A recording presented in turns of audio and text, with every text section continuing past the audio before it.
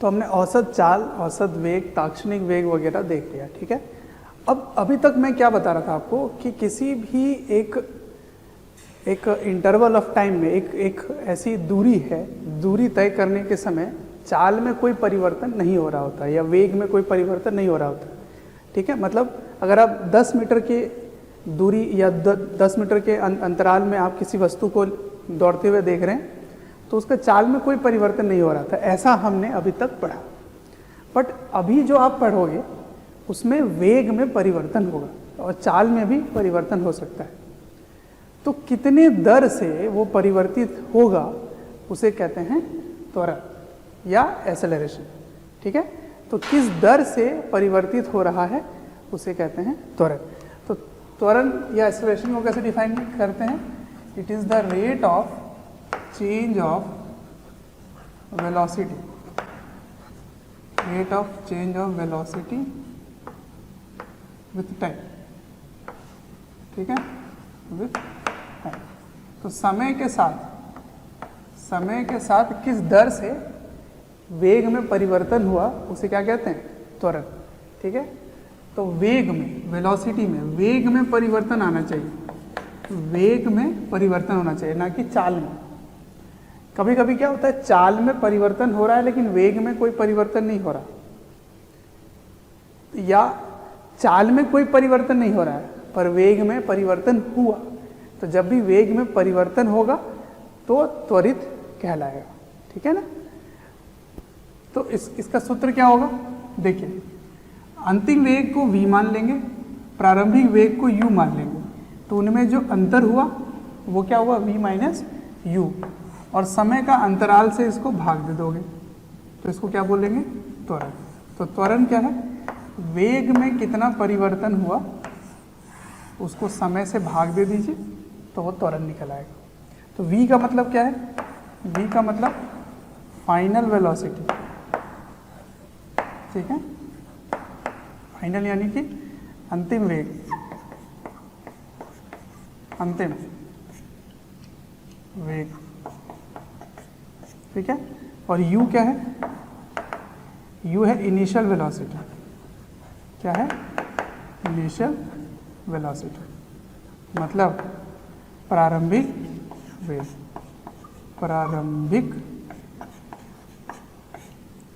वेग, ठीक है। कितने अंतराल से ये परिवर्तित हुआ वो समय का अंतराल, टाइम इंटरवल, ठीक है, समय का अंतराल।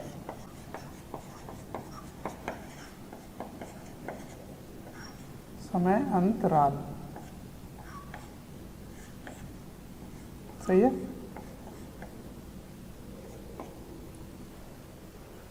अच्छा, अब क्योंकि ये वेग है तो त्वरण और वेग कैसा था? सदिश था। तो त्वरण भी कैसी होगी? सदिश राशि होगी, ठीक है। तो ये इस बात को भी लिख लीजिए कि त्वरण एक सदिश राशि है, ठीक है ना। सदिश यानी कि वेक्टर क्वांटिटी, ये एक वेक्टर क्वांटिटी है, क्लियर है। तो अगर ये वेक्टर है तो इसमें क्या क्या होगा? मैग्नीट्यूड भी होगी और डायरेक्शन भी होगा। तो इसकी दिशा किधर लेंगे? मैग्नीट्यूड तो आपने इसका निकाल लिया, पर दिशा किधर लोगे? दिशा यहाँ से पता चलेगा आपको, जिस दिशा में धनात्मक परिवर्तन हो, पॉजिटिव चेंज इन वेलोसिटी हो, उसी दिशा में त्वरण होगा, ठीक है। तो डायरेक्शन, त्वरण की दिशा, त्वरण की दिशा पॉजिटिव चेंज, पॉजिटिव चेंज या पॉजिटिव धनात्मक परिवर्तन, धनात्मक परिवर्तन की दिशा में होती है, ठीक है, में होती है। जिस दिशा में त्वरण आप देख रहे हैं उसी दिशा में वेग का धनात्मक परिवर्तन है, ठीक है। अच्छा, इसको आप ऐसे भी समझ सकते हैं कि बल जिस दिशा में लग रहा है, नेट फोर्स जिधर लग रहा है ना, उधर भी त्वरण मान सकते हो आप, सही है। तो ठीक है, अब इसकी इकाई SI यूनिट इज मीटर पर सेकेंड स्क्वायर। मीटर प्रति सेकेंड स्क्वायर जो होगा वो इसकी SI इकाई होगी, ठीक है। और ये एक वेक्टर क्वांटिटी है, सदिश राशि, ये इसकी दिशा है, ये उसका मैग्नीट्यूड है, ठीक है। गुड, तो ये हो गई बात त्वरण की। अब इसमें दो बातें और समझनी है आपको। पहली चीज कि एक औसत त्वरण भी हो सकता है।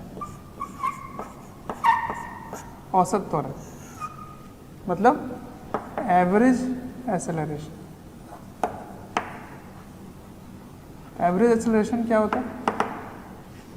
एवरेज एक्सेलरेशन होता है अगर delta V by delta T लो, मतलब बड़े अंतराल में वेग का जो परिवर्तन होगा वो औसत त्वरण कहलाएगा।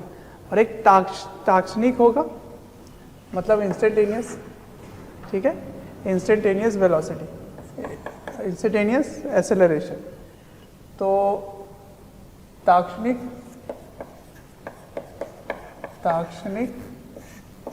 त्वरण मतलब इंस्टेंटेनियस एक्सेलरेशन।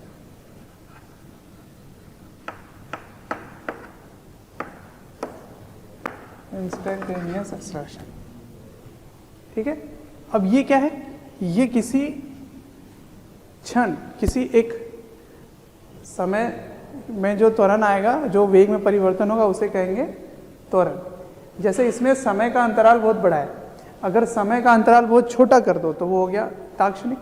तो बहुत छोटा करने का मतलब डिफरेंशिएशन, मतलब कलर, है ना, डिफरेंशिएशन। तो डिफरेंशिएशन क्या होता है? dv बाई dt, ठीक है। तो इसको क्या बोलोगे? इसको बोलोगे इंस्टेंटेनियस एक्सेलरेशन। इसको क्या बोलोगे? Average acceleration. तो यहाँ पे ऐसे लिख देता हूँ एवरेज, और यहाँ लिख देता हूँ इंस्टेंटेनियस, ठीक है। तो यहाँ हुआ ताक्षणिक, ठीक है। इस स्पेलिंग को लिख लेना। चलिए, तो ये था त्वरण आप लिखिए। अब इसके बारे में और कुछ महत्वपूर्ण बातें बताता हूँ, ठीक। चलो, तो मैंने जो आपको त्वरण के लिए बताया, त्वरण वो क्या बताया कि त्वरण किस दर से वेग परिवर्तित होता है, उसकी जो मेजरमेंट है वो कहलाता है त्वरण, है ना। एक्सेलरेशन क्या है? किस रेट से वेलोसिटी चेंज होता है। अब आपको कुछ महत्वपूर्ण बातें हैं त्वरण की जो याद रखनी है, और इसको अगर आप शुरू में समझ के लिए तो न्यूमेरिकल में प्रॉब्लम ही होगा। क्वेश्चंस कुछ ऐसे मिलके आते हैं जिसमें आपको कन्फ्यूजन शुरू हो जाता है। तो सबसे पहली बात ये समझते हैं कि नेगेटिव एक्सेलरेशन मतलब ऋणात्मक त्वरण का क्या मतलब हुआ? क्या उसका ये मतलब हुआ कि किसी वस्तु का वेग कम होने लगेगा? हर बार यही से समझेंगे, या कुछ और भी मतलब है? तो उसका मतलब मैं आपको बताता हूँ कि जब त्वरण और वेग की दिशा समान हो, मान लो इधर आपने प्लस मान लिया और इधर माइनस मान लिया, ठीक है। तो मान लीजिए इधर वेग है और त्वरण भी इसी दिशा में, तो दोनों ही धनात्मक है, ठीक है। अब मान लीजिए इधर वेग है और इधर त्वरण है, तो a हो गया माइनस और v भी है माइनस, है ना, दोनों नेगेटिव है।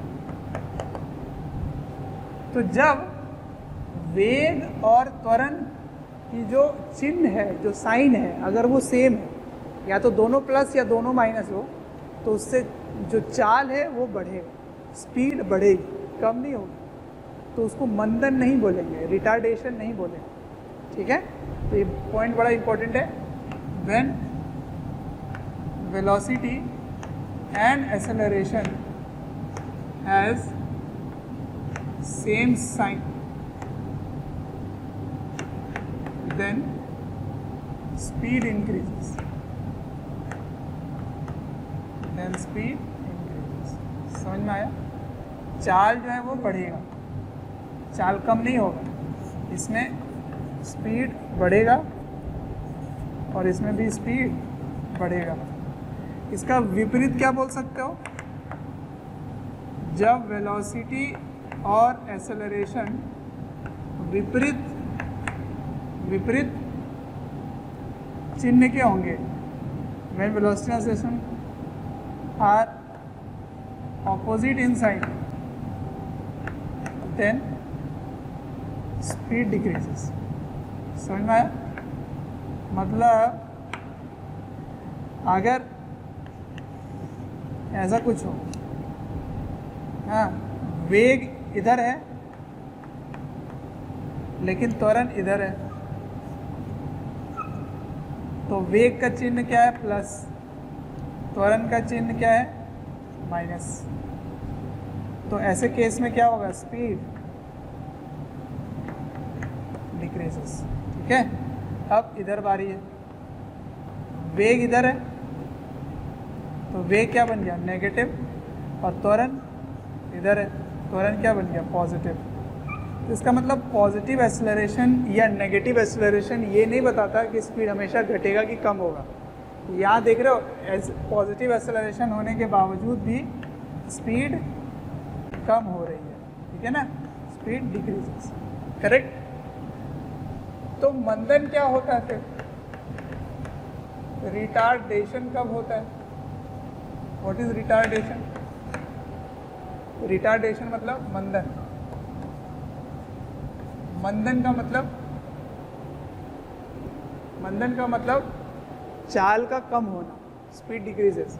ठीक है, इसमें स्पीड डिक्रीजेस, चाल कम हो जाएगी।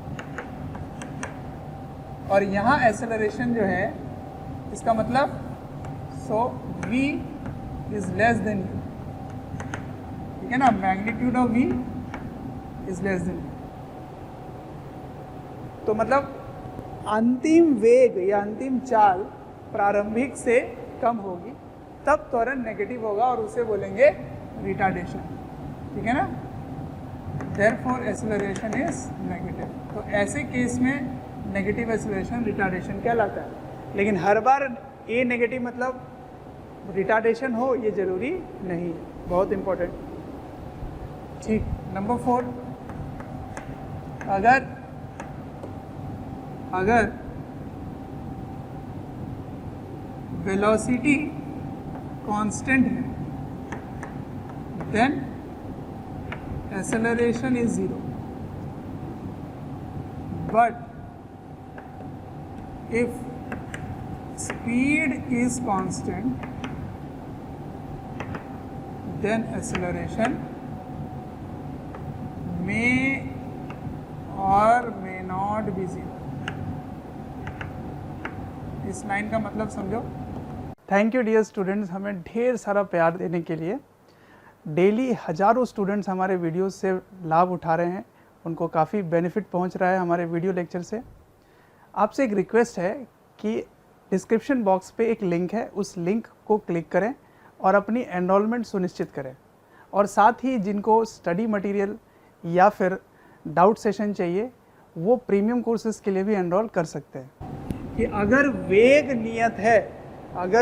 नियत है तो त्वरण 0 होगा, ये हमेशा सही है।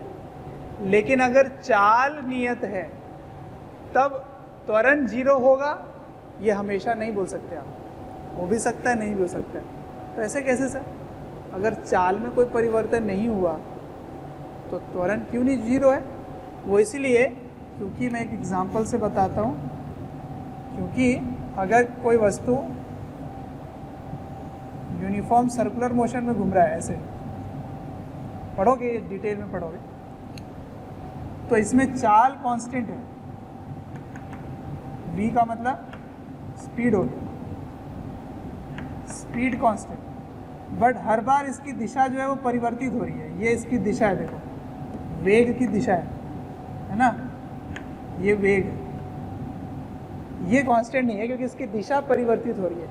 तो देखो हाँ, इसकी जो परिमाण है वो नियत है, पर इसकी दिशा परिवर्तित हो रही है, इसीलिए वेग कांस्टेंट नहीं है।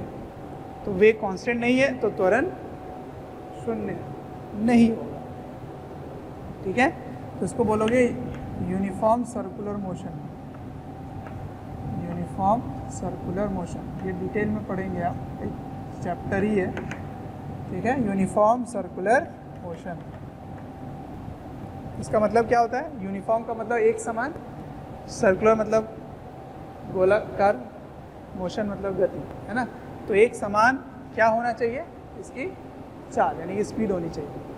तो ये बात बहुत ही इंपॉर्टेंट है। अगर वेलोसिटी कांस्टेंट है तो एक्सेलरेशन जीरो होगा, उल्टा बोलो, एक्सेलरेशन जीरो है तो वेलोसिटी कांस्टेंट है, बट स्पीड कांस्टेंट हो ये जरूरी नहीं है। इसका मतलब हो सकता है, कब होगा? जब वो सीधी रेखा में चलता जाए बिना दिशा परिवर्तित किए, है ना। तो वेग और चाल दोनों बराबर ही होता है, वैसे केस में बोल सकते हो, ठीक है। नंबर 3 हो गया। नंबर 5 में समझ लो कि अगर वेग और त्वरण इनके मध्य अगर कोण है, थीटा कोण है, तब किस पथ में ये चलेगा ये आप बता सकते हो, ठीक है। तो जब नंबर 1 अगर थीटा का मान 0 हो या 180 डिग्री, मतलब समझ में आया? मतलब या तो वेग और त्वरण एक ही दिशा में हो, या फिर वेग और त्वरण विपरीत दिशा में हो। इन दोनों ही केस में पाथ इज स्ट्रेट लाइन। मतलब समझ में आया?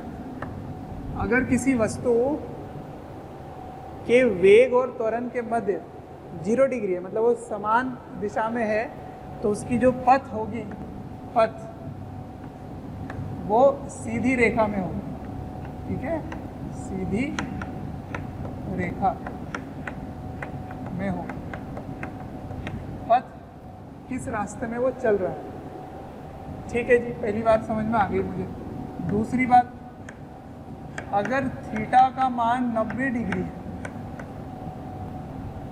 थीटा का मान 90 डिग्री है, इसका मतलब क्या हुआ? वेग और त्वरण कुछ ऐसा है 90 डिग्री, तब आप कह सकते हैं कि पथ कैसा होगा? गोलाकार होगा, वृत्ताकार होगा। पाथ इज सर्कुलर, ठीक है ना। मतलब वृत्ताकार पथ।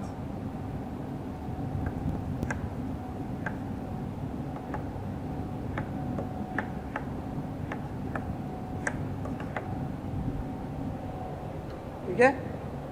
नंबर 3, अगर ये दोनों नहीं हो, कोई और ही कोण हो जाए, मतलब इन तीनों के अलावा कोई और कोण होगा। अगर थीटा का मान 0 नहीं है, 180 नहीं है, 90 नहीं है, अगर ये तीनों ही नहीं है, तो देन पाथ इज कर्व, मतलब टेढ़ा किसी पथ में जाएगा, और वो जो टेढ़ा सा पथ है वो पथ का नाम क्या होगा? पैराबोला। कब? And if A is constant, अगर ए कांस्टेंट है देन पैराबोलिक पाथ ठीक है, मतलब परवलय उसकी पथ हो, परवलय पथ। तो परवलय पथ पर कब जाता है? जब त्वरण नियत हो और ए और वी के मध्य कोण आए, ठीक है। और ये जो कोण है वो कोण 0, 90, 180, ये तीनों नहीं होना चाहिए, ठीक है ना। तो ये बड़ा ही इंपॉर्टेंट पॉइंट है, इनको याद रखना है आपको, इसको लिख लीजिए फटाफट। तो अगले बिंदु की तरफ बढ़ते हैं। नेक्स्ट पॉइंट देखो, नेक्स्ट पॉइंट नंबर 5। अगले पॉइंट को समझते हैं कि अगर वेग और त्वरण के मध्य एक रिलेशन, एक कोई संबंध स्थापित करें, तो सीधा सीधा कोई संबंध निकल के नहीं आता है कि अगर आपको त्वरण पता है इधर है तो वेग किधर होगा, नहीं बोल सकते। अगर आपको पता है वेग इधर है तो त्वरण किधर होगा, नहीं बोल सकते। जब तक वेग में परिवर्तन ना पता हो, जब तक दिशा जिस रास्ते में किस दिशा में वो चल रहा है, किस पथ में वो चल रहा है, ये ना पता हो, ठीक है। तो क्या आप श्योर शॉर्ट बोल सकते हैं, क्या आप बिल्कुल हमेशा से बोल सकते हैं, उनको समझते हैं। ए का मतलब है dv/dt, ठीक है। तो ए की दिशा वेग की परिवर्तन की दिशा बताएगी, ठीक है ना। तो acceleration gives direction of change in velocity. मतलब समझे, मतलब यह है कि त्वरण क्या बताता है? त्वरण बताता है कि किस दिशा में वेग में परिवर्तन आ सकता है। अगर त्वरण प्लस है, इसका मतलब जिस दिशा में वेग है अभी है प्रारंभिक, अंतिम भी उसी दिशा में परिवर्तित होगी, तभी वो पॉजिटिव आएगा। अगर वो माइनस है, इसका मतलब जिस दिशा में वेग है उसके विपरीत दिशा में परिवर्तित हो रहा है, ठीक है ना। तो ये पॉइंट समझ में आ गया। अब सेकंड, इसका अगला पॉइंट को समझते हैं कि ऐसा भी हो सकता है कि वेग शून्य है पर त्वरण शून्य नहीं है ना, कि इंस्टेंटेनियस वेलोसिटी 0 है। इफ इंस्टेंटेनियस मतलब ताक्षणिक, किसी भी समय, किसी भी क्षण, अगर आपको पता है कि वेग 0 है तो त्वरण भी 0 होगा, इसके बारे में आप नहीं बोल सकते कि 0 है कि नहीं। If instantaneous velocity is 0 then acceleration may not be 0। समझ में आया? अगर ताक्षणिक वेग 0 है तो आप बोलोगे त्वरण भी 0 है, ऐसा सही नहीं है। एग्जाम्पल देखो, अगर आप किसी गेंद को ऊपर फेंके ऐसे, तो जब ये बिल्कुल सबसे ऊंचाई पर, सबसे ऊंचे बिंदु पे होता है, उस समय उसकी ताक्षणिक वेग 0 हो जाती है, इंस्टेंटेनियस वेलोसिटी 0 हो जाती है। जैसे मैं इसको फेंकूंगा तो कुछ एक क्षण के लिए उसकी वेग 0 हो गई, लेकिन पूरे समय में इस पृथ्वी का गुरुत्वाकर्षण बल नीचे है, जिसके कारण एक त्वरण मिलेगा जिसको जी बोलते हैं, है ना, एक्सेलरेशन ड्यू टू ग्रेविटी। तो जी पूरे टाइम नीचे है, एक्सेलरेशन है ये, पर यहाँ पे वेलोसिटी 0 हो गई। तो देखो यहाँ वेग 0 है पर त्वरण 0 नहीं है, ठीक है। चलो अब अगले बिंदु को समझो। अगले बिंदु को ऐसे समझाता हूं मैं, नंबर 7, कि एक सीधी रेखा में गति हो रही है, मोशन हो रहा है स्ट्रेट लाइन पाथ में, ठीक है। तो स्ट्रेट लाइन पाथ में ऐसा भी हो सकता है कि वेग की दिशा में परिवर्तन आ रहा है पर त्वरण की दिशा में कोई परिवर्तन नहीं आ रहा। दूसरा, ऐसा भी हो सकता है कि त्वरण के दिशा में परिवर्तन हो गया पर वेग के दिशा में कोई परिवर्तन नहीं आया। तो जरा दोनों को समझते हैं इस पॉइंट को कि in a straight line motion, English में लिख देता हूं, in a straight line motion मतलब किसी सीधी रेखा में गति है। There may be possibility,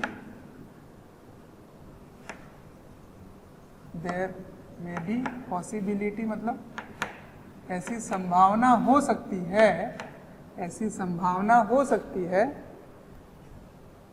that, क्या, नंबर 1 कि वेलोसिटी की दिशा परिवर्तित हो रही है, वेलोसिटी रिवर्सेस, रिवर्सेस मतलब रिवर्स होना, रिवर्स वाला मतलब विपरीत हो जाना, velocity reverses its direction, its direction but acceleration is not,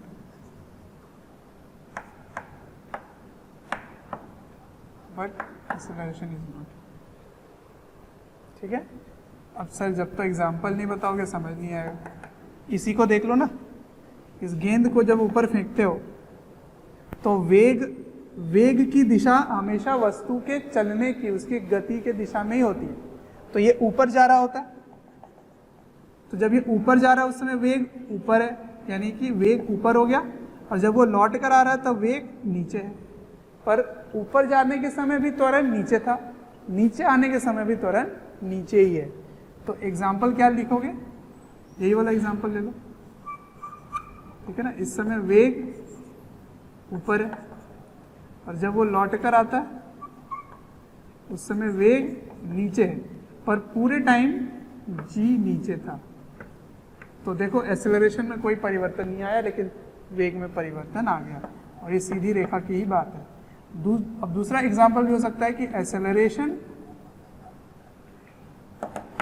reverses its direction but velocity is not. क्या ये समझ में आया? अब वेग में कोई परिवर्तन नहीं आया, वेग के दिशा में कोई परिवर्तन नहीं आ रहा है, लेकिन त्वरण के दिशा में परिवर्तन आ रहा है। ऐसा कैसा हो गया सर? तो देखो इसका एग्जाम्पल बहुत ही बढ़िया एग्जाम्पल, कि मान लीजिए आप किसी गाड़ी में जा रहे हैं बाइक में, और पीछे किसी को बैठाए हुए हैं, ठीक है, और एक्सेलरेशन लेके चल रहे हैं, बिल्कुल बढ़िया, गाड़ी तेज चल रही है। तो आपका त्वरण इसी दिशा में है जिस दिशा में वेग है, तभी स्पीड बढ़ रही है, तभी चाल बढ़ रहा है ना। त्वरण और वेग एक ही दिशा में है तो स्पीड बढ़ रहा है। अब आप चल रहे हो, तो चलने के समय आपको क्या दिखा यहाँ पर कि ये वस्तु है, चलो मैंने कार बना दिया, ठीक है। तो इस दिशा में वेग है और इसी दिशा में त्वरण है, ठीक है। अब आगे चल जाते ही आपको क्या दिखा, आगे जब आप गए तो प्यारे बच्चों, जब मैं कमेंट सेक्शन में जाता हूँ तो कुछ ऐसे लाइन हैं, कुछ ऐसे कमेंट्स हैं जो काफ़ी कॉमन है, और वो ये हैं कि सर एक इस चैप्टर का इस टॉपिक के बारे में वीडियो बना दें, या इस टॉपिक को थोड़ा सा इलेबोरेट करके समझा दें। तो प्यारे बच्चों, मैं आपसे रिक्वेस्ट करना चाहता हूँ कि सबसे पहले तो हमारे चैनल को सब्सक्राइब करें और बेल आइकन को हिट करें। इससे क्या होगा कि कोई भी नोटिफिकेशन आप मिस नहीं करेंगे। मैं ये इसलिए कह रहा हूँ क्योंकि जिस टॉपिक के बारे में आप पूछ रहे होते हैं या आप रिक्वेस्ट कर रहे होते हैं, वो हमारे चैनल्स में ऑलरेडी वीडियोज़ हैं। आप अगर चैनल विजिट करेंगे तो प्लेलिस्ट भी बने हुए हैं, और प्लेलिस्ट से आप अपने जो डिमांड है, जो आपके पर्टिकुलर टॉपिक्स हैं, उनको आप विजिट करके पढ़ सकते हैं। तो जिसको आप बैठाए हुए थे उसकी मम्मी मिल गई रास्ते में, वैसे आपने ब्रेक लगाया, तो जैसे आप ब्रेक लगाओगे तो ब्रेक लगाते ही त्वरण की दिशा इधर हो जाएगी, त्वरण की दिशा होगी इधर। क्यों इधर हुआ? क्योंकि ये भी समझ लो, त्वरण की दिशा जिधर बल लग रहा होता है उधर भी होता है, बल से ही उसका संबंध है। तो सोचो, इंजन पहले उसको आगे की दिशा खींच रहा था, इसलिए त्वरण आगे था। अब जैसे आपने ब्रेक लगाया तो ब्रेक का जो हॉर्स मतलब ब्रेक शू होता है, वो रबर उसको लगाता है इस दिशा में, पहिए को इस दिशा में रोकना शुरू कर देता है।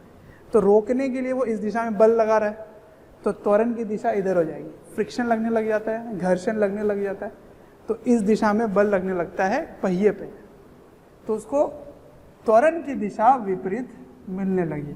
लेकिन जैसे आप ब्रेक मारते हैं, आप चल रहे हैं ब्रेक मारते हैं, तो जैसे ब्रेक मारते हैं वैसे ही पलट जाता है क्या गाड़ी? नहीं ना, टाइम लगता है। तो पहले तो स्पीड कम होती है, फिर रुक जाती है, फिर आप विपरीत दिशा में घुमाओगे। तो इसका मतलब वेग में कोई परिवर्तन नहीं आता है, वेग अभी इसी दिशा में है। तो वेग की दिशा वही रही पर त्वरण की दिशा बदल गई। तो कहने का मतलब है कब ये लगेगा? जब गाड़ी एक्सेलरेशन की बात हो रही हो, है ना, और ब्रेक लगा दो आप, तो जब ब्रेक लगाते हो तो त्वरण की दिशा बदल जाती है पर वेग की दिशा नहीं बदलती है। ठीक है। और इसमें क्या है, जब ऊपर फेंक रहे हो तो वेग की दिशा बदल रही है। वेग की दिशा किधर होती है? जिधर वस्तु चल रहा होता है। ठीक है। त्वरण की दिशा किधर होती है? जिधर वस्तु में बल लग रहा होता है, नेट फोर्स जिधर लग रहा होता है। इसमें कौन सा बल लग रहा है? गुरुत्वाकर्षण बल नीचे लग रहा है, तो त्वरण नीचे है। ठीक है। और अगर आपको ये पता है किस दिशा में वेग बढ़ रहा है, धनात्मक बढ़ रहा है, उस दिशा में त्वरण होगा। तो कोई एक चीज समझ लो, या तो बल समझ लो या वेग किस दिशा में परिवर्तित हो रहा है ये समझ लो। तो कुछ इंपॉर्टेंट महत्वपूर्ण बातें हैं त्वरण से जो आपको समझना बहुत जरूरी है, अदरवाइज क्वेश्चन में मिस्टेक्स होने लगेंगे या कुछ आप गलत समझ लोगे। ठीक है। चलिए, त्वरण हमने देख लिया, एक है औसत और एक ताक्षणिक है, और उसका जो सूत्र है वो है v - u/t। ठीक है। तो ये त्वरण का क्या काम है, आगे हम क्या करने वाले हैं, कैसे इस चीज़ को हैंडल करेंगे, तो मैं बताता हूँ आपको क्या करना है। अभी तक जो आप दूरी के बारे में पढ़ रहे थे, दूरी, उसमें क्या करते थे, वेग को समय के अंतराल से गुना कर देते थे तो दूरी निकल आता था, है ना। दूरी क्या होता था, वेग गुना समय, दूरी आ गया। लेकिन अब क्या है कि हर क्षण वेग में परिवर्तन होगा। जैसे अगर त्वरण का मान 2 मीटर पर सेकंड स्क्वायर है या 4 मीटर पर सेकंड स्क्वायर है, इसका क्या मतलब हुआ, हर सेकंड वेग में 2 मीटर प्रति सेकंड का परिवर्तन दिखेगा। तो इसका मतलब अगर 0 से शुरू कर रहा है तो पहले 1 सेकंड में 2 है, फिर अगले 1 सेकंड में 2 और जोड़ो तो 4 हो गया, फिर अगले 1 सेकंड में 2 और जोड़ो तो 6 हो गया। तो वेग समझ रहे हो, वेग में परिवर्तन एक नियत तरीके से हो रहा है। तो सबसे पहला जो तरीका है, सबसे पहला जो अपन पढ़ेंगे वो पढ़ेंगे कांस्टेंट एक्सेलरेशन। ठीक है। कांस्टेंट एक्सेलरेशन मतलब जो त्वरण है वो नियत है। तो नियत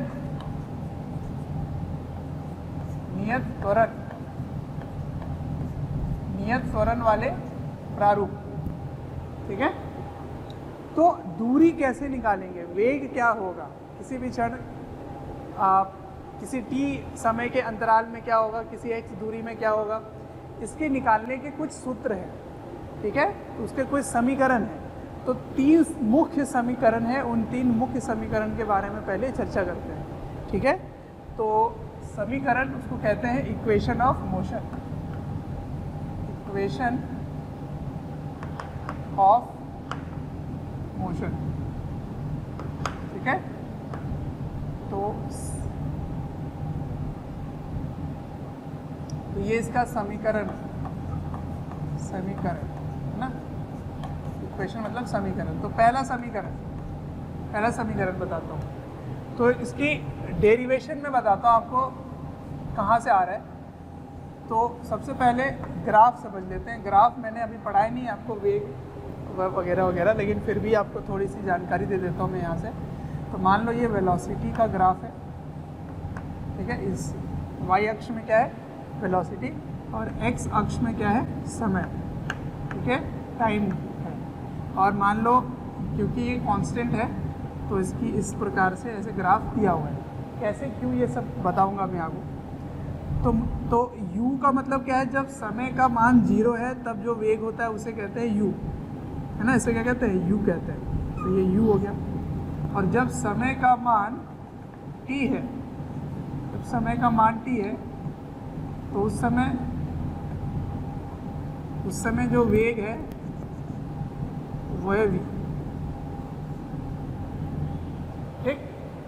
तो अब इस बिंदु को मैं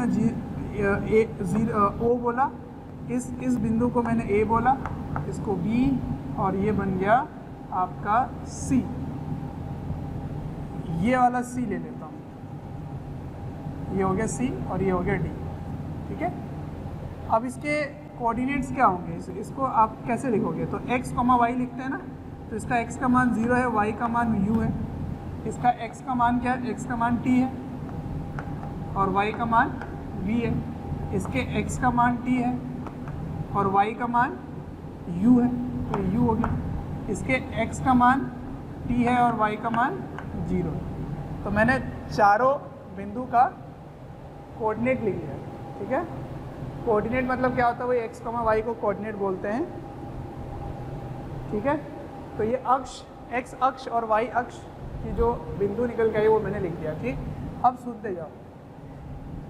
दो बातें हैं जो आपको ध्यान रखनी है। पहली बात, slope of velocity time graph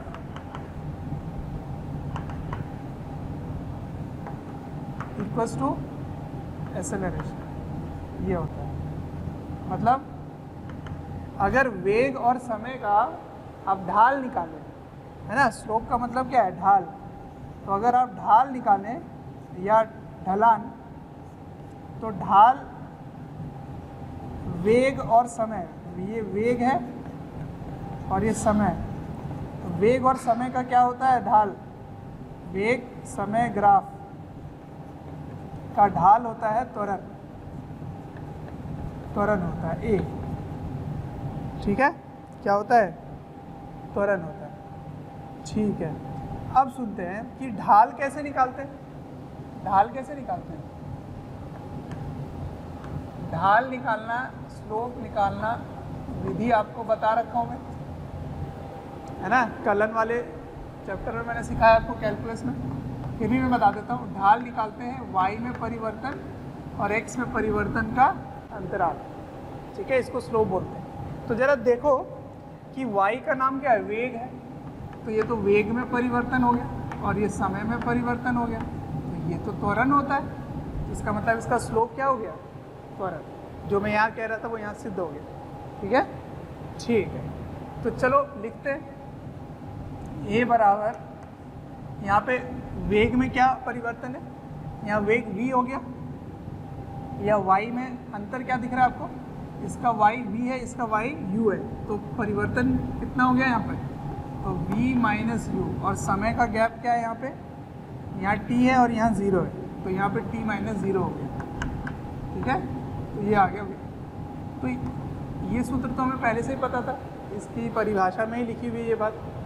तो यहाँ v बराबर क्या आ गया? देखो, u प्लस ए टी। तो मैंने ये जो तरीका अपनाया है इक्वेशन ऑफ मोशन डिराइव करने का, वो ग्राफिकल मेथड से निकाला है। ग्राफ से मैं इसको डिराइव करके बता रहा हूँ आपको। ठीक है, तो ये हो गया पहला समीकरण। अब आते हैं दूसरे समीकरण पे। ठीक है, दूसरा समीकरण, नंबर 1, नंबर 2। नंबर 2 में आपको क्या याद रखना है कि अगर आप इसका क्षेत्रफल निकालें, क्षेत्रफल, तो क्षेत्रफल वेलोसिटी टाइम ग्राफ को क्या देता है? विस्थापन। तो area under velocity time graph क्या मिलता है? डिस्प्लेसमेंट। क्या होता है वो? विस्थापन। ठीक है, तो क्षेत्रफल, एरिया मतलब क्षेत्रफल, क्षेत्रफल जो वेलोसिटी टाइम ग्राफ का होगा वो होगा विस्थापन। ठीक, वो क्या होगा? विस्थापन होगा। तो जरा क्षेत्रफल निकालो। तो क्षेत्रफल को आप कैसे बांट सकते हो? एक यहाँ पर रेक्टेंगल दिख रहा है आपको? रेक्टेंगल क्या होता है? जिसकी भुजाएं अलग अलग होंगी, लेकिन यहाँ 90 डिग्री बन रहा होगा, है ना। तो उसका क्षेत्रफल क्या लिखोगे? इसका क्षेत्रफल होगा,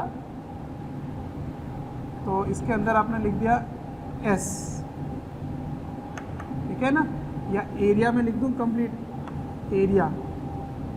किसका एरिया निकाल रहा हूँ मैं? ओ ए बी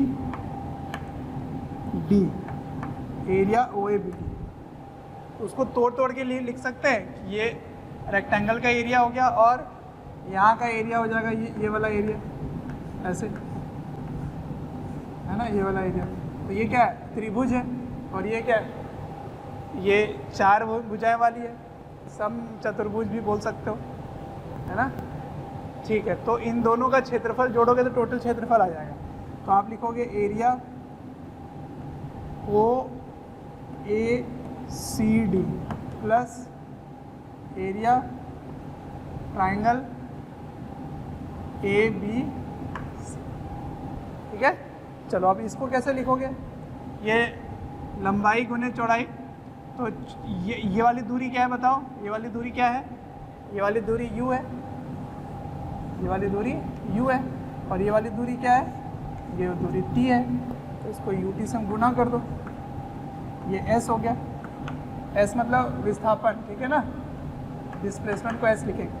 अब इस त्रिभुज की क्या होगी क्षेत्रफल, तो क्या कैसे लिखते हैं इसको, हाफ लंब बटे आधार, है ना। तो इसकी आधार भुजा की लंबाई कितनी है t, और लंब कितना है ये दूरी कैसे निकालोगे, तो यहाँ से यहाँ की दूरी v है, तो ये कंप्लीट v है, तो v में से u घटा दो, तो ये v माइनस यू हो गया। v माइनस यू को t से गुना करके हाफ लिखोगे, तो half v minus you into, है ना। अब यहाँ से v माइनस यू को क्या लिख सकते हो, 80, तो इसके जगह क्या लिख सकते हैं, 80 लिख सकते हैं, इसके जगह 80 लिख सकते हैं। तो 80 को t से गुना करोगे तो क्या होगा, 80 स्क्वायर। तो s का मान क्या आ गया, ut प्लस हाफ 80 स्क्वायर। तो ये हो गया क्षेत्रफल, और क्षेत्रफल से आपने दूसरा समीकरण निकाल लिया। ठीक है, अब तीसरे समीकरण की तरफ बढ़ते हैं।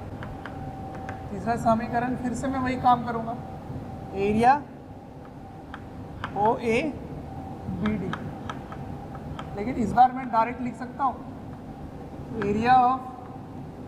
बच्चों, अगर हमारे वीडियोस आपको पसंद आते हैं, आपको हमारी जो मेहनत है वो आपको अच्छी लगती है, तो आप हमारे वीडियोस को ज़रूर लाइक करें और शेयर करें। शेयर इसलिए मैं करने बोल रहा हूँ क्योंकि आपके शेयर करने से ज़रूरतमंद बच्चों तक ये वीडियोस पहुँच सकता है, जिनको एक पर्टिकुलर टॉपिक काफ़ी वीक लग रहा है, या एक ऐसा चैप्टर है जिसके बारे में एक पर्टिकुलर टॉपिक उनको अच्छे से पढ़ना है, तो उन तक पहुँच सकता है ये। अंत में मैं आपसे यही कहना चाहूँगा कि आपके स्नेह, अफेक्शन, प्यार देखकर हमारी पूरी मोशन की टीम काफ़ी मोटिवेटेड है आपको क्वालिटी कंटेंट देने के लिए। ट्रपीजियम मैंने लिखा है इंग्लिश में। ट्रपीजियम क्या होता है, देखो इसको बोलते हैं ट्रपीजियम, जिसमें दो भुजाएं समांतर हो, पैरेलल हो, और बाकी दो भुजाएं कैसे भी हो सकती हैं। तो ये ऐसी चतुर्भुज है जिसकी दो भुजाएं समांतर हो, पैरेलल हो आपस में। तो एरिया ऑफ ट्रपीजियम, अब पूरे को ले लो। ट्रपीजियम का नाम क्या है, ओ ए बी डी। ठीक है, चलो अब इसको क्या लिखेंगे, इसका मतलब हो गया एस। अब इसका सूत्र पता है क्या होता है, इसका सूत्र होता है कि इसकी ये जो दूरी है ना, ये हो गई इसकी लंबाई, परपेंडिकुलर डिस्टेंस हो गया, और ये पैरेलल साइड्स हो गया। पैरेलल साइड्स मतलब समांतर भुजाएं। तो इसको ए ले लो, इसको बी ले लो, और इसको एच ले लो। तो क्या लिखोगे इसका क्षेत्रफल, इसका क्षेत्रफल होता है हाफ इन दोनों का योग, और गुना किससे करना है, इससे करना है, एच से। तो half into sum of parallel sides into height होता है। इसमें पैरेलल साइड्स कौन कौन है, ये भुजा और ये भुजा क्या है, समांतर है। ये इस पूरे जो भुजा है उसकी लंबाई क्या है, v, और यहाँ से यहाँ की भुजा है उसकी लंबाई क्या है, इस भुजा की लंबाई u है, इस भुजा की लंबाई v है। तो आप लिखोगे हाफ v प्लस इंटू ये वाली दूरी इसकी क्या बन गई, यही इसकी परपेंडिकुलर हाइट है ना, जो h है वही है, तो यहाँ पे t लिखोगे। हाँ, तो मैं t को यहाँ से हटाना चाहता हूँ, तो फिर से इसी सूत्र को t क्या लिखोगे यहाँ से t लिखोगे, t बराबर देखो v माइनस यू बटा a, कहाँ से लिखा आपने, फ्रॉम 1 से, ठीक है। तो t का मान यहाँ रख दो, तो क्या बना ये देखते जाओ, s बराबर half b plus U b minus U by A, है ना। अब इसको क्या कर सकते हो, a प्लस बी और a माइनस बी के सूत्र में खोल सकते हो ना, तो क्या बनेगा ये a square minus B square, तो ये 2as मल्टीप्लाई हो जाएगा ना, इस 2a को इधर भेज दो तो बन गया 2as, और ये होगा a square minus B square. तो इसका मतलब v स्क्वायर का मान क्या है, u स्क्वायर प्लस 2as। तो ये 3 समीकरण हैं जिनको आपको याद रखना है, और बिल्कुल बढ़िया से याद रखना है। ये सारे जो सूत्र हैं वो कब लागू होगा, जब त्वरण कांस्टेंट हो, त्वरण नियत हो, अचर हो, त्वरण में कोई परिवर्तन नहीं होना चाहिए, ठीक है। न समय से परिवर्तन, ना ही पोजीशन से परिवर्तन, पोजीशन यानी किसी स्थिति से परिवर्तन नहीं होना चाहिए, विस्थापन से परिवर्तन नहीं होना चाहिए। तो ये 3 सूत्र हैं जो मौलिक हैं, बेसिक है, ठीक है। चौथा भी आएगा लेकिन मैं आपको थोड़ी देर बाद बताऊंगा। तो इसी डेरिवेशन का दूसरा मेथड बताता हूँ, और वो है कैलकुलस मेथड, कलन से मैं यही सारे डेरिवेशन फिर से करके दिखाऊंगा, ठीक है। तो यही जो नियत त्वरण मैंने लिया था, इसको अब मैं कैलकुलस मेथड से डिराइव करके दिखाऊंगा। अभी मैंने ग्राफ को यूज़ किया, ठीक है। तो कैलकुलस तरीके से इसको डिराइव करते हैं, कैलकुलस मेथड डेरिवेशन, ठीक है ना। डेरिवेशन मतलब इसको, इसके सूत्र को डिराइव करना, equation of motion, equation of motion को मैं डिराइव कर रहा हूँ, ठीक है। तो गति का समीकरण मैं बता रहा हूँ, ठीक है ना। समीकरण हम अपन डिराइव कर रहे हैं, तो समीकरण गति के, है ना, गति के समीकरण। तो सबसे पहला, हालांकि तीनों ही समीकरण मैंने आप डिराइव करके दिखा दिया है, बट अब मैं कैलकुलस मेथड यूज़ करने वाला हूँ। तो सबसे पहला आपको ये पता करना है कि आप dv बाई dt को क्या लिख सकते हैं, a लिख सकते हैं, है ना। तो dv को क्या लिखेंगे, a dt। अब इसको इंटीग्रेट कर दो, जब t बराबर 0 था तब वेग क्या था, u, और t बराबर t पे वेग क्या है, v। अब अगर a नियत है, कांस्टेंट है, तो वो इंटीग्रेशन के बाहर आ जाएगा, अन्यथा बाहर नहीं आएगा, ठीक। तो इसको क्या लिखोगे, v माइनस यू, ये लिमिट आप समझ रहे हो ये कैसे आता है ना। ये v हो गया, तो ये लिमिट लगा दिया आपने, a बाहर आ गया, इंटीग्रेशन ऑफ dt 0 से t। चलो इसको नहीं समझ आया तो मैं ऐसे लिख देता हूँ, v हो गया लिमिट 0 u से v, ठीक है। अब इसको लिखो, dt का इंटीग्रेशन t हो गया, तो इधर क्या लिखोगे, v माइनस यू, और इधर क्या लिखोगे, a t माइनस 0, ठीक है। तो v बराबर u प्लस ए टी आ गया यहाँ से। अब इसके डेरिवेशन से आपको क्या समझ आता है कि जब तक a कांस्टेंट ना हो, a कांस्टेंट है, ठीक है, तभी बाहर आया।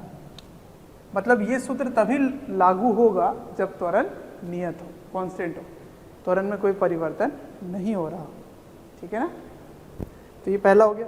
अब दूसरा सूत्र निकालते हैं, दूसरा। हाँ, अब आप वेग को क्या लिख सकते हो, वेग को लिख सकते हो ना, ds by D T, ds by D T बराबर t लिख सकते हैं। अब पहले वाले सूत्र से v का मान क्या रखोगे वहाँ पे, तो v का मान रखोगे u प्लस ए टी, ठीक है ना। कहाँ से रखा आपने, फ्रॉम 1, पहले समीकरण से v का मान u प्लस AT रख दिया। अब उधर भेज दो इसको, तो u dt plus AT dt। अब देखो u क्या है, प्रारंभिक वेग, तो प्रारंभिक वेग अगर प्रारंभ में ही है तो उसमें थोड़ी वो चेंज हो रहा है, इसका मतलब ये भी कांस्टेंट है, तो इसको आपने बाहर ले लिया, कांस्टेंट है तो मैंने बाहर कर दिया इंटीग्रेशन के। अब a भी कांस्टेंट है तो बाहर ले लिया, तो फिर से मैं लिखना चाहूँगा जब a कांस्टेंट है, ठीक है, और u भी कांस्टेंट ही है, ठीक है ना। अच्छा, अब देखते जाओ, जब t का मान 0 था तब विस्थापन, ये विस्थापन है, लेकिन यहाँ पर आप क्या लिखते हैं, स्थिति लिखते हैं, किस जगह पे था वो। तो मान लो t बराबर 0 पे वो था S0 पे, मतलब मूल बिंदु पे नहीं था, है ना, ओरिजिन पे नहीं था, 0 0 पे नहीं था वो। तो अगर वो नहीं था तो यहाँ पे 0 नहीं रखोगे, फिर जहाँ था वो ला रखोगे, ठीक है। और ये कहाँ हो गया, S का जब t पर, ठीक है। तो इससे क्या उत्तर आएगा बताओ, इससे उत्तर आएगा S माइनस S0। इससे क्या उत्तर आएगा, ut। इससे क्या उत्तर आएगा, t dt का इंटीग्रेशन क्या होता है, t स्क्वायर बटा 2, है ना, तो t का वर्ग हो जाता है, तो इसको बटा 2 को मैंने ऐसे लिख दिया और इसको ऐसे लिख दिया। तो ये सूत्र देख रहे हो कैसे क्या बन के आ रहा है, पर ऐसा तो हमने नहीं पढ़ा सर, इसको तो ऐसे पढ़ा था। तो ये विस्थापन है, डिस्प्लेसमेंट है, और डिस्प्लेसमेंट को क्या समझते हैं, दो स्थिति में परिवर्तन। तो t बराबर 0 पे यहाँ है और t बराबर t पर यहाँ है, और देखने वाला जो देख रहा है वो मूल बिंदु पे या कहीं और है। तो देखने वाला इसके शुरुआत पे नहीं है, मतलब जहाँ वस्तु शुरुआत पे था देखने वाला भी वहाँ हो, वैसा जरूरी नहीं है, वो कहीं और है, वो और पीछे है, ठीक है, और पीछे है। तो पीछे होने के कारण उससे शुरुआत में उसकी कोई दूरी थी और अंत में दूरी ये है, तो उन दोनों के मध्य जो अंतर है वही विस्थापन हुआ। अगर आपसे वो स्थिति ही पूछ दे कि बताओ फाइनल कोऑर्डिनेट क्या है, स्थिति क्या है, तब आपको ये सूत्र लगाना पड़ेगा। फिर क्या हो जाएगा, S उधर चल जाएगा S0, फिर ut plus half AT square होगा।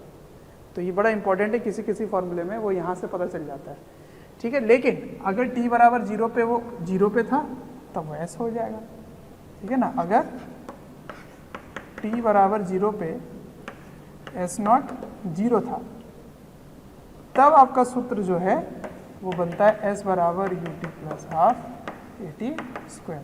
तो ये बड़ा इंपॉर्टेंट है इस चीज़ को समझना कि ये तभी लगता है जब 0 0 से शुरू हो, अगर कहीं और से शुरू है तो वो जाके आपको जोड़ना पड़ेगा, क्योंकि उधर जाके वो जुड़ जाएगा, ठीक।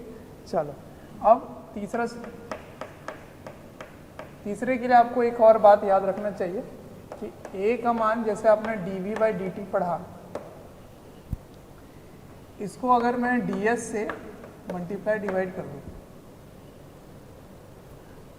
तो ds/dt क्या होगा, v हो गया। तो इसको लिख सकते हैं v dv/ds बराबर a। तो ये कब यूज करोगे, when v is a function of s, है ना, जब v का फलन s से परिवर्तित हो।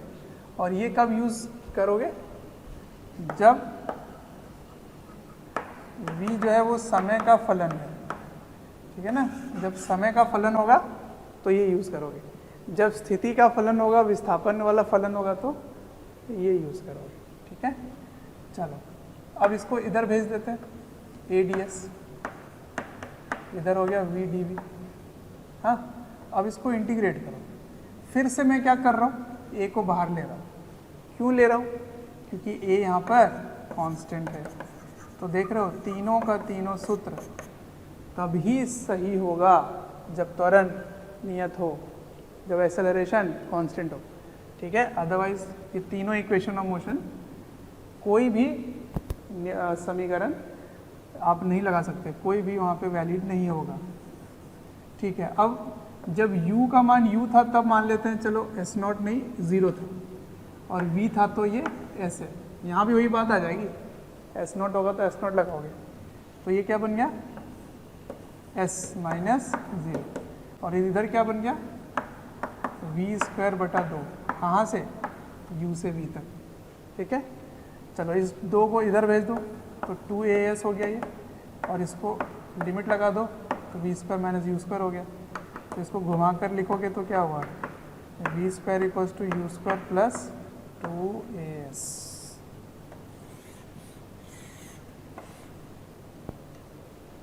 ठीक है, तो ये तीनों ही सूत्र मैंने कैलकुलस से डिराइव करके दिखा दिया। तो ये है मौलिक सूत्र, ठीक। तो इसको लिख लीजिए जल्दी से। कोई भी चैप्टर या वीडियोस आपको डिटेल में ईयर लॉन्ग वाले वीडियोस चाहिए और काफ़ी डिटेल में वीडियोस आपको चाहिए, तो आपको एक नंबर दे रहा हूँ, टोल फ्री नंबर है, आप इनको कॉल करें और डिटेल में आप बात कर सकते हैं और पूछ सकते हैं। नंबर है 1800 2121 799।